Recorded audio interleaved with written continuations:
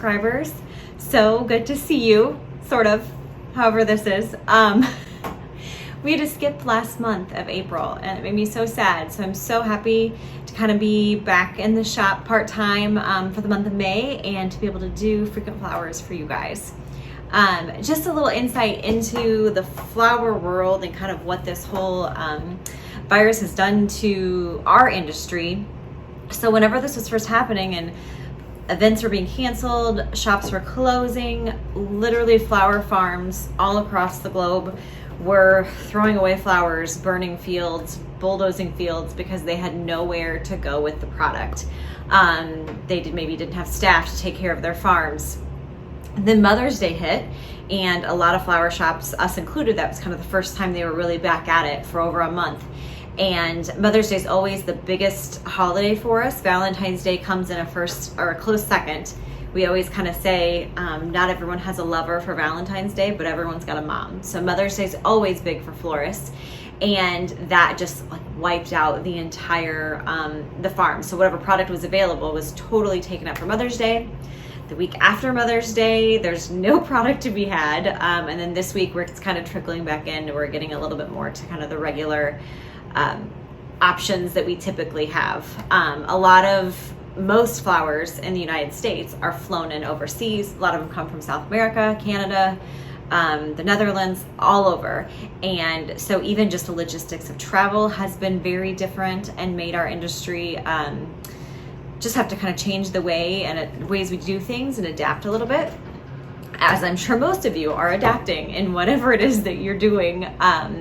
It's just kind of how it is. But anyways, I'm just so thankful to be here sharing this with you guys and to have Frequent Flowers back on track. I enjoy getting them to you guys just as much as I think you enjoy them. We've got a couple of new subscribers this month, so welcome. We've got some people trying it out. So I'm excited to share with you what our Frequent Flower subscription is all about. So this month, you guys are receiving stock, which is a lousy name for such a beautiful flower. Florists love stock. This is definitely a favorite of florists. It's a linear flower, but beautiful, beautiful blooms. They come in single blooms and doubles. What I'm showing you here, oop, we dropped a guy. Always smells so good though. These are double blooms that I'm showing you in the video here, but they have they have a strong scent. Not a lot of fresh flowers that are grown for florist use have a strong scent. Whenever they're basically being genetically modified to last longer and have a longer vase life, scent is one of the first things to go. But stock is one when somebody says, oh, I just want something that's going to be just smell really great. Stock is something that we recommend a lot. It's kind of a clove, kind of a spicy scent. They're actually related to sort of the cabbage and mustards and clove family. So that's where they get. That's where the scent comes from. I've also heard that they are edible. Now, I would not eat the ones that we were giving you that have been grown on a farm for florist use. But if you were to grow these in your garden or buy them organically, sure, you could try them out. So stock comes in lots of different colors. Today, what I'm working with, I've got white. I've got a little bit of this buttery yellow. You guys are probably getting assorted bunches. Is what we have available for you in different colors. So it comes lots of times in like a lilac color or a soft pink, even a hot pink, and like a deep magenta and then a deep plum purple. But stock's native to South Africa and the Mediterranean, but now it is grown all over the world. I have heard that you can dry stock. I've not tried it myself, but that if you, if you're done with your fresh arrangement, to hang them upside down and dry them, that they dry really well and they'll still keep a little of their scent. So, okay, let's get to designing. So today I'm going to show you two different ways to do your stock. I'm just going to design in a mason jar. Lots of us have one of those laying around at home. And then we're also going to do a grouping. I know lots of people have just random vases sitting around, so we're going to do a grouping that you could display that way in your home as a grouping, or you could spread out, put a few in a bathroom, maybe in the kitchen, wherever you want a little bit of that scent. On your nightstand would be amazing to wake up to that smell. So just a few ideas. But we're going to start with our first arrangement. So make sure you've got clean water, your vase is full. With your subscription, you should also get a packet of flower food. That flower food has the measurements on there. You won't need that entire packet for one vase. I would use part of it and then save it, and every few days change out your water, put in new flower food to keep your water clean and your flowers lasting longer. You're also receiving pittosporum. This is variegated pittosporum. Right now this comes out of Florida, grows a lot naturally in the southern states. And so we're gonna use the pittosporum to green in our vase. You want to use either like gardening shears or clippers. Even scissors are fine as long as they're a nice clean pair of scissors with the sharp scissors. That'd be good, because a lot of these stems, the stems of the stalk in the pittosporum, it's a little woodier, so something like garden shears are really going to help. But we're going to go ahead, I'm going to trim off these longer laterals of your pittosporum. Yours might be a little bit different. You know, you might have shorter laterals where you could just remove the lower foliage and keep it all as one stem. But we definitely want to remove any of the foliage that's going to be below the water line. And then I'm going to lace them into my vase. If you've been a frequent flower subscriber, you've seen me do this before, but it's never a bad idea to get a refresher. But you're going to crisscross your stems into your vase. What that does is it creates a nice grid that when you start to place your flowers, they'll stay where you want them rather than falling side to side. But again, remove any foliage that might go below the water line. That's just going to help keep your water clean and help the longevity of your blooms. I'm even going to go ahead and use, we trimmed these off, but I'm going to remove these lower ones. Pit kind of has a nice scent to it too. Little, maybe like citrusy. But I'm going to go ahead and use this guy too. He's not as pretty, but he's going to kind of be hidden inside the middle of our bouquet. Then we can start with our stalk. Again, remove any of the lower laterals. They typically say to make your vase look balanced in traditional design, the height of your arrangement should be 2.5 times the height of your vase. So if our vase is this, we're going to say 1, 2, and then a little taller. That should be the height of our arrangement, traditionally speaking. Now, I'm usually a rule follower, but you can break the rules. I'm not going to hold you to it. You can design your flowers however you want. That's going to be about the height. I don't always start with that top one. Sometimes that can make it a little hard, but that's going to give me some ideas of how I'm going to fill out my arrangement. Now that I know my height, I'm going to think about my width. And again, we're going to cross our stems, go in at angles. I like to hold my stem kind of up to the edge of the table, up to the bottom of the vase. If that's where I want it to go, that's where I'm going to snip it for the length, and it gives me an idea. If that seems a little tall, we're going to bring them down a little bit. Better to cut too long than go too short. Unlike tulips, these guys will not continue to grow. But do you see how I'm crossing my stems as they go into my vase?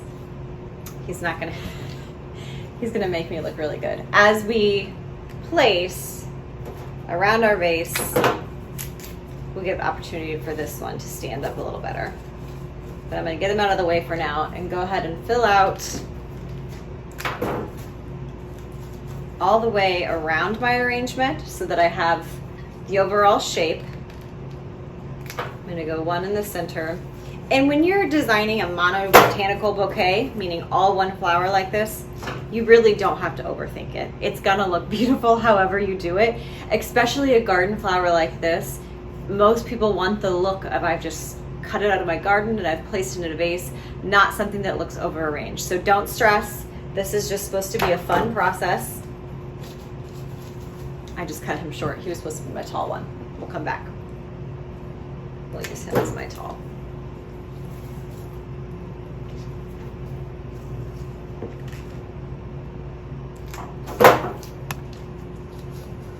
But you get the idea. I'm kind of working around to continue getting shape throughout rather than just placing everything on one side or working from the top down. Be working from all angles to really get them to create that grid and stay in place. So, okay, this is 10 stems. So if you have the 10 stem subscription, this is about the fullness you're gonna get. These, I want to use these buttery yellow just because they're pretty. Now, we had these flowers in from last week. They're a little older, but I'll tell you something. The trick is whenever your stalk starts to look a little sad, they bloom from the bottom up. So your bottom blooms are going to go first. There's nothing wrong with just taking off a little bit of those bottom blooms, and you'll still have some life left in your flowers. So I'm going to add 5 more stems in there to give you an idea. The 15 stem, kind of the fullness that you would have. So if you want to do all one bouquet, this is an easy way you could do it. My guess is you're also going to have some leftover pittosporum too, that you certainly, once you kind of have in place, if you want to fill in a little bit more, you can, and give you some more fullness. Oh my gosh, it smells so good. Okay, so that's one option. Another option is just a simple grouping. So like I said, lots of us have random vases or mason jars, where if we do a grouping, we're gonna really think about the height. I'm gonna start with my low guy. Again, just cut off some of the laterals of my pit.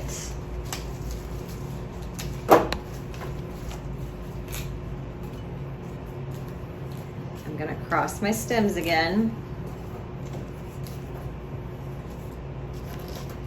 And just make sure every time before you place your stems in the water, you're giving them a nice clean snip. Now I just snipped a bunch at once and then I kind of placed them all in just to design quickly. If you have cut your flowers, phone rings, the doorbell rings, whatever, you walk away from them and you've left them on the counter, it's sort of like the 5-second rule if you drop food. If they've sat there for a little while, just like our skin, if you were to get a cut, naturally it wants to start to scab up and heal itself. That's how a flower stem will react too. So you want to give it a fresh cut so it's got the best chance to get a good drink. Okay, we're gonna do some of that greenery a little low. Good. Oh look, I didn't put this guy in. Well, he'll be the first to use. So I've cut I'm gonna make this a little bit shorter. This is a wider mouth vessel that I have here. So I really want to make sure I've got plenty of greenery to hold the flowers in place. I'm not going to use probably as much greenery or any at all in these taller ones because they're narrower. We won't need so many greens to hold things in place. But it's important if you've got a wide cup, to get your greenery nice and full. And then we're going to start to go in with our stock. I feel sad taking this guy apart, but it's important to show you guys different ways you can style your flowers. Again, I'm kind of starting with my outer shape, and this one I'm just going to keep it nice and low and lush is what we like to call it. And I'm just going to put like 5. So I've kind of got 4 on the outside, 1 right in the middle, and we're going to call that guy done. Now, when you do groupings, if you're going to display them, you need to think about staggering the heights. Our vases are staggered, but depending on how we decide to arrange them, they can look a lot different. So with this guy, I want to make sure I'm a little bit taller than my original arrangement. And like I said, it's a narrow vase. I'm not even going to use any greenery.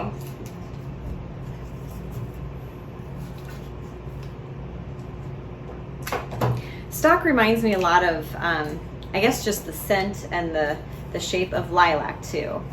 I love cutting lilac out of my yard. It doesn't really work well in flower shop. I mean, if you were doing a wedding or a short-term event, it's not always super long lasting, where stock's gonna last a little longer. And then our last one, we're gonna leave them the tallest. And I might put a little bit of greenery in this one.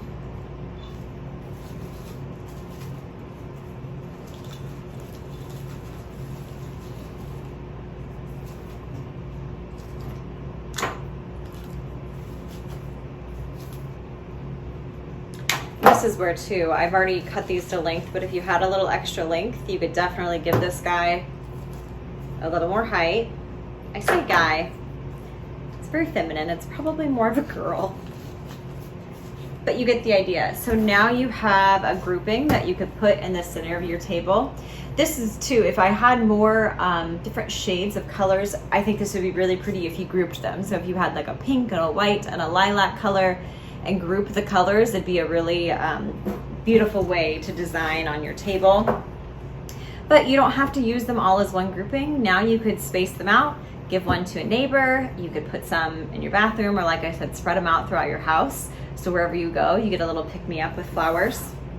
But just a couple of ideas on how you can arrange with stock. These guys definitely like to drink out of a vase of water as opposed to just being in floral wet foam. We design a lot when we do our baskets, or like a ceramic container. We design in floral foam a lot. And they just, with the woodier stems, they don't drink as well from floral foam as they do just out of clean water. So make sure you're changing your water often and trimming your stems. And that's all I've got this time for you for frequent flowers. Thank you guys for joining. You can always comment on this video with any questions or shoot us a message. We're so happy you've joined us, and we'll see you next time.